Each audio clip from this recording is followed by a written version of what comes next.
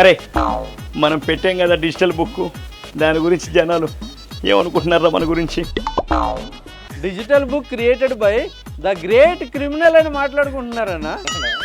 ఏ criminal ఏంట్రా? మరి ఏంటన్నా, లేకపోతే నువ్వు బుక్ అవ్వడానికి నువ్వే ఒక డిజిటల్ బుక్ పెట్టుకున్నట్టుందన్నా. అంతే అంటావా?